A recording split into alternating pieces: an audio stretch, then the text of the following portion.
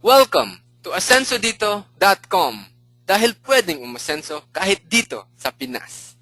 Well, my name is Trace Trajano and I wrote the note in Facebook na siguro nakita nyo na lahat.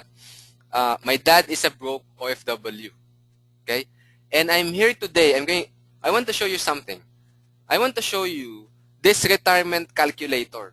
Okay? Yung tatay ko, 30 years ago, nung iniisip niya yung retirement, so sinabi sa kanya, maghulog ka lang ng certain amount of money, in 30 years, you will get 5,000 a month. So akala niya, yung 5,000 a month, 30 years ago, is a good sum of money. Okay? And that is true, or was true, na okay yung 5,000 a month 30 years ago. Pero, ang hindi niya alam, meron siyang kalaban. Ang kalaban niya ay tinatawag na inflation. Ang kalaban niya na to, ang sumira ng kanyang kabuhayan, basically. Okay? Ano yung inflation? Yung inflation, for example, very simple, 20 years ago, yung pamasahe sa jeep, ang minimum ay piso lang. Di ba? Pero, 20 years later, today, as I speak, 2011, ang minimum sa jeep is 8 pesos. Okay? So, in other words, yung 5,000 a month na akala nung tatay ko 30 years ago is a good sum of money na will be enough for his retirement. The reality is, hindi yun sapat. Okay? Hindi man lang yun makabili ng lahat ng gamot niya, na gamot na kailangan niya. Alright? In fact, based dun sa retirement calculator na to, ang kailangan ni daddy in order to retire, okay, is dapat 24,000 a month. Okay?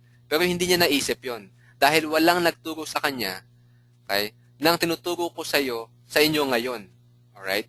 So, for example, itanong mo sa sarili mo, okay, anong kailangan mong amount of money para makapag-retire? Okay? So, pag ayaw mo na mag-work or hindi mo na kayang makapagtrabaho, gaano kalaki ang kailangan mo for your basic needs? Okay? So, for example, kung bayad na yung bahay mo, yung mga anak mo tapos na ng college, so ano yung kailangan mo para sa pagkain, gamot, pamasahe, or kung meron kang kotse, gasolina. Yun, very, very basic, right? So, let's say ang kailangan mo is 20,000 a month. Okay?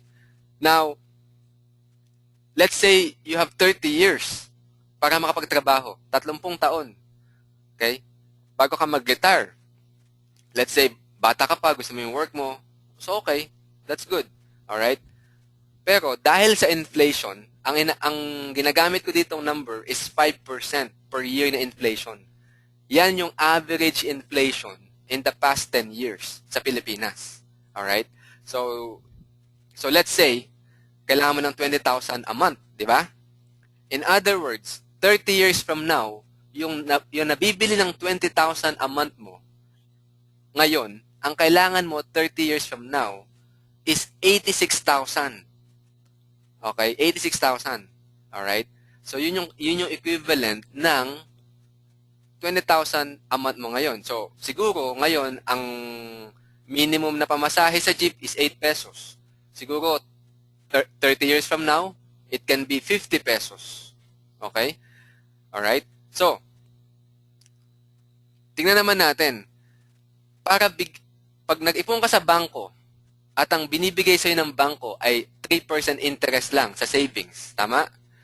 In other words, para makapag-withdraw ka ng 86,000 a month, okay, sa bangko, basically, ang ginagamit mo lang yung binibigay sa'yo ng bangko na 3% interest. Okay? Kailangan mo ng 34.5 million. Yun yung kailangan mong itabi sa bangko in the next 30 years para kikita ka ng 86,000 a month. Okay?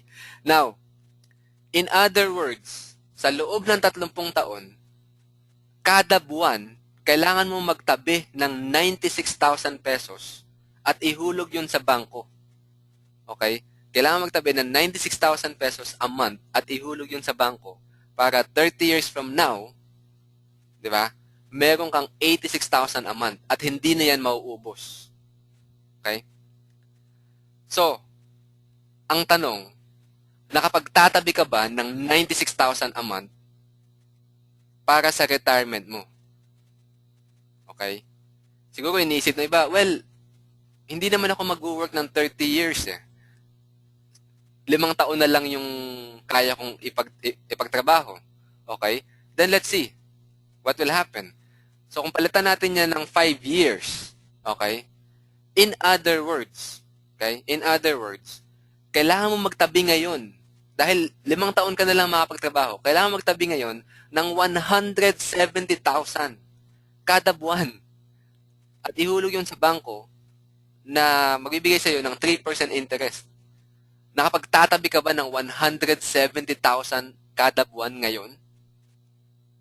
Kung hindi, then matutulad ka sa 99% ng mga OFWs na hindi makapag-retire. Okay? 99% ng OFWs ay naghihirap ngayon. Gusto mo bang maghirap kagaya ng tatay ko? Kahit OFW ka, iniisip mo siguro, well, madami naman akong pera, then hindi ako maghihirap. Pero mali yun dahil 10, 20, 30 years from now, well, wala ka ng trabaho, di ba? So, kailangan magtabi ng pera ngayon pa lang para makapag-retire ka. Pero kung hindi mo kaya magtabi ng 170,000 a month ngayon, in other words, wala ka man lamang 20,000 a month 5 years from now. Okay? In my next video, ipapakita ko sa inyo ang solution sa inflation at kung paano pwede kang kumita ng daang-daang libo kada buwan on top of your job. Alright? So I will see you in the next video.